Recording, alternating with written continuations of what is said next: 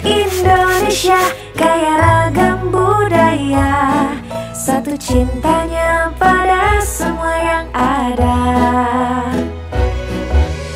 Eloknya sungai mengalir jauh ke laut, birunya samudra memeluk pulau-pulau.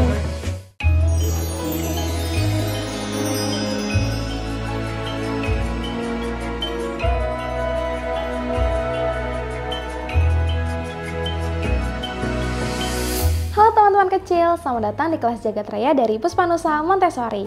Kita sudah masuk pada sesi yang ketujuh, di mana kita akan sama-sama mengenal tumbuhan yang ada di padang rumput. Yuk kita mulai siapkan bahan-bahannya. Berikut ini adalah bahan-bahan yang akan kita gunakan pada sesi yang ketujuh.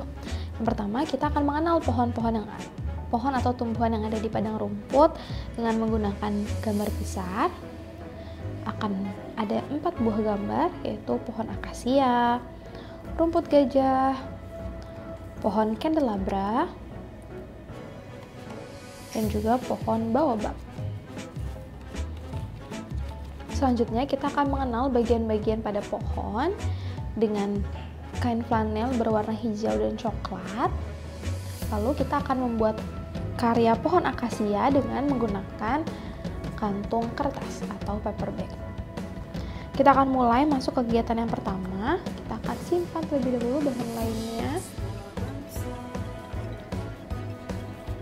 Miss Rifda akan mengajak teman-teman kecil untuk mengenal tumbuhan yang pertama. Nah, ini adalah rumput gajah. Bentuknya sama ya, mirip seperti rumput-rumput lainnya. Warnanya hijau dan ukurannya disebut dengan rumput gajah karena ukurannya yang tinggi dan biasanya digunakan sebagai pakan atau biasa dimakan oleh hewan-hewan ternak seperti sapi, kambing, gajah dan sebagainya. Nah, rumput gajah ini banyak dibudidayakan di Afrika karena ketahanannya terhadap suhu yang ekstrim atau suhu panas. Biasanya dia tumbuhnya tegak lurus ke atas dan merumpun dengan sangat lebat. Tingginya bahkan bisa mencapai 7 meter. Wah, tinggi sekali ya teman-teman kecil. Nah, rumput gajah ini biasanya banyak dibudidayakan atau diperbanyak untuk pangan hewan karena mengandung hampir semua zat yang diperlukan oleh hewan. Jadi memang baik untuk dikonsumsi hewan-hewan ya. Selain itu, rumput gajah juga dapat dimanfaatkan untuk produksi fiber dan juga bisa bermanfaat bagi lingkungan karena dapat menahan erosi tanah maupun sebagai pagar. Selanjutnya, Miss Rifda akan mengajak teman-teman kecil mengenal pohon candelabra. Pohon candelabra ini merupakan jenis tanaman sukulen.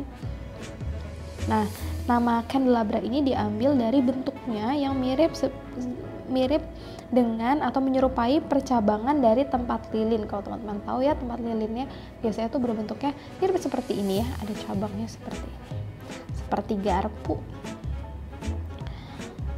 Nah, tumbuh pohon ini cukup tinggi karena bisa mencapai ukuran 20 meter, tapi rata-ratanya itu adalah 12 meter. Cabangnya pun banyak ya, di satu ranting ini bisa membuat cabang hingga 5 cabang. Nah, tanaman ini lebih cocok hidup di iklim yang hangat dengan curah hujan yang cukup rendah. Nah, pohon ini juga memiliki manfaat di mana bagian kayunya itu dapat digunakan sebagai kayu bakar, pagar, juga dalam produksi pintu, papan, korek, dan sebagainya. Pohon ini dapat beradaptasi dan ditanam di taman dan juga bebatuan. Dia lebih menyukai matahari yang banyak dan membutuhkan sedikit air. Selanjutnya, kita akan mengenal pohon baobab. Pohon baobab ini juga dikenal sebagai pohon kehidupan karena memiliki ukuran yang sangat besar dan memiliki bentuk yang unik. Mengapa pohon baobab ini disebut dengan pohon kehidupan? Karena pohon baobab dapat menyimpan air dalam jumlah yang sangat besar pada batang mereka. Lihat batangnya yang tinggi dan besar ya. Nah, hal ini membuat pohon baobab sangat bermanfaat apabila air itu langka. Bahkan hewan-hewan itu juga seringkali mengunyah kulit baobab saat musim kemarau untuk mendapatkan air. Bahkan buahnya itu juga memiliki nutrisi yang sangat bermanfaat. Buahnya itu bentuknya seperti labu namun berbentuk lonjong. Di dalamnya terkandung vitamin C yang kadarnya berkali lipat dari jeruk, juga memiliki kalsium, bahkan kalium. Bijinya pun juga memiliki manfaat. Dan minyak baobab itu juga digunakan untuk perawatan kulit alami, untuk mengatasi iritasi dan juga kulit kering. Nah, baobab ini selain bermanfaat bagian-bagian tubuhnya, pohonnya tersebut juga memiliki manfaat bagi lingkungan karena menjaga kelembapan tanah, lalu memperlambat erosi tanah, dan dapat mendaur ulang nutrisi penting bagi tanah. Juga banyak hewan yang dapat makan dan berlindung di pohon baobab. Yang terakhir adalah pohon akasia. Pohon akasia ini pohon yang besar dan dapat tumbuh hingga mencapai ketinggian 30 meter. Pohonnya memiliki batang yang bercabang lurus, panjangnya batangnya ini dapat mencapai setengah dari tinggi pohonnya. Waktu muda kulit batangnya akan berwarna hijau, namun ketika sudah tua kulitnya akan berubah menjadi warna kecoklatan.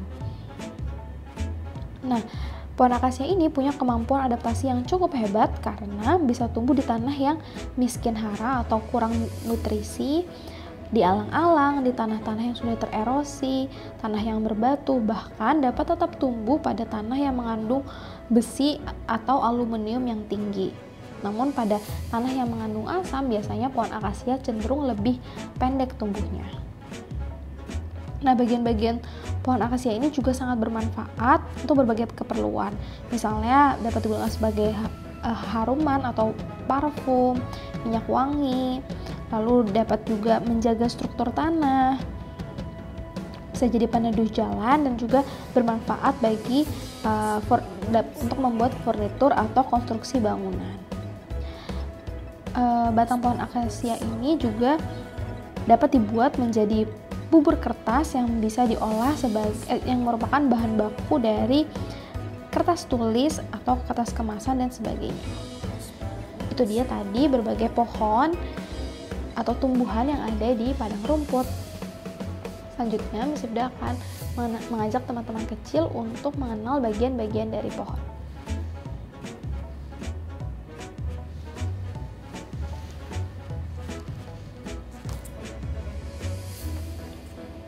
Nah, untuk mengenal bagian-bagian pohon, kita sudah bisa menggunakan ini kain flanel yang sudah disediakan.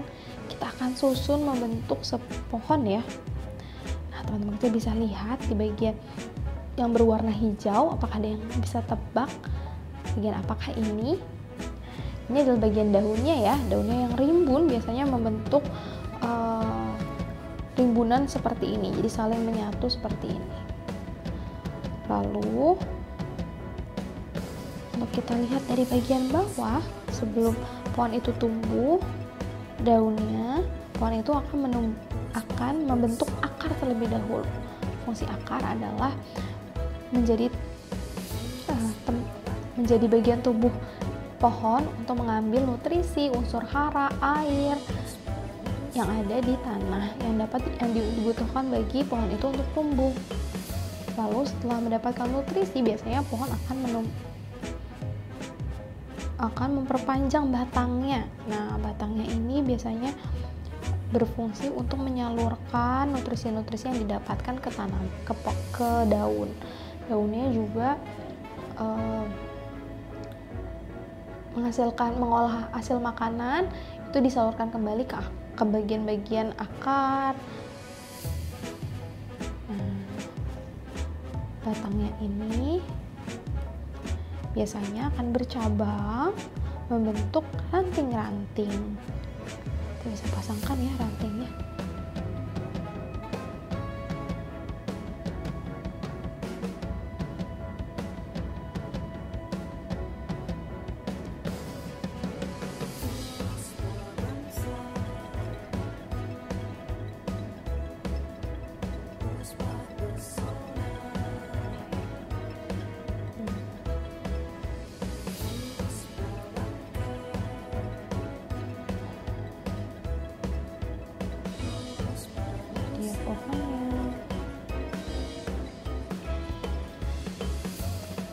Ranting ini biasanya tempat bagi tumbuhnya daun-daun. Biasanya batangnya akan semakin panjang dengan ranting yang bercabang untuk menghasilkan banyak daun. Ketika daunnya sudah banyak, biasanya pohon ini dapat menghasilkan lebih banyak nutrisi bagi pohon itu sendiri dan bisa tumbuh semakin lebat.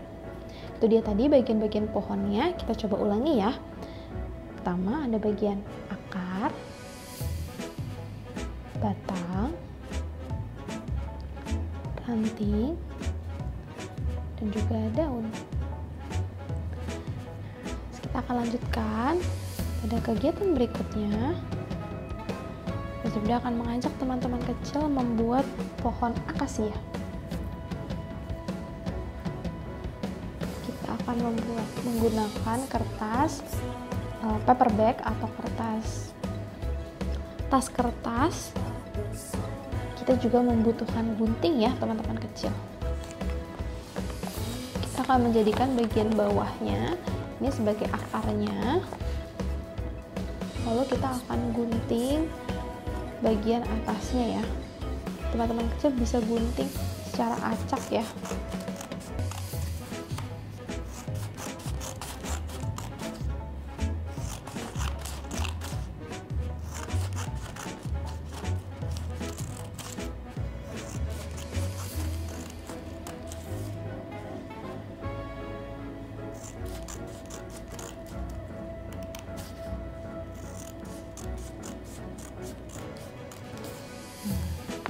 Ke bagian bawahnya kita coba panjangkan sedikit lagi.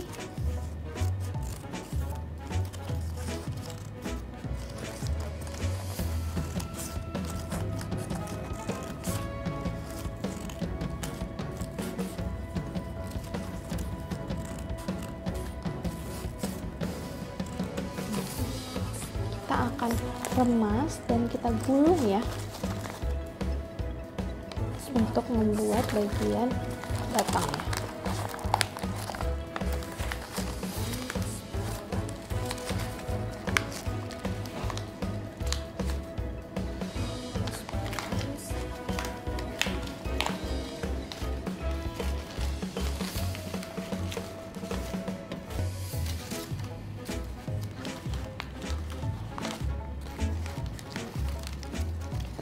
Tekan-tekan sedikit.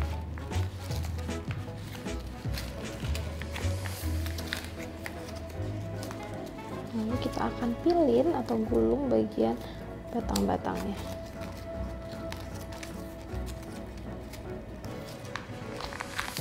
Kita tekan sedikit ya.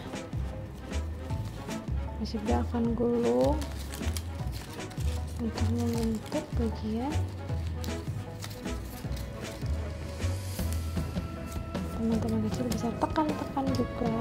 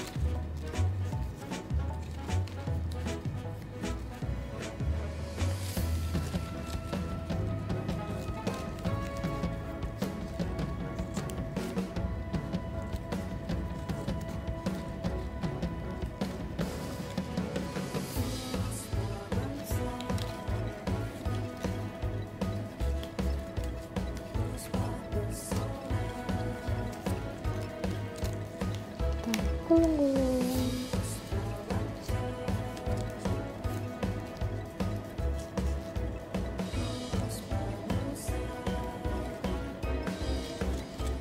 Bagian atasnya.